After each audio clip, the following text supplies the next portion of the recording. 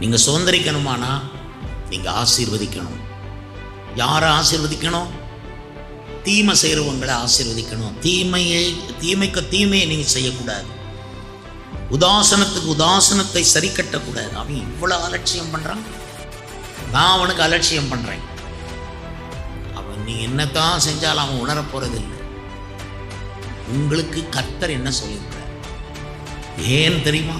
நீங்கள் ஆசீர்வாதத்தை சுதந்திரித்துக் கொள்ளும்படி அழைக்கப்பட்டவர்கள் என்று அறிந்து ஆசீர்வதி. இது ரொம்ப கஷ்டமான ஒன்று. நீ உங்களுக்கு விரோதமாக ஒருத்தன் அவ்வளவு பண்ணுறான் அப்படிங்கும்போது அவனை ஆசீர்வதிக்கிறது நம்மளால் முடிஞ்ச விஷயமா? இந்த நேரத்தில் நம்ம பரிசுத்த ஆவியானுடைய உதவியை தேடும். பரிசுத்த ஆவியானவர் நமக்கு கொடுக்குற கிருபையில் அவர் நம்மளை நிரப்பும் போது எவரையும் மன்னிச்சிருவோம்.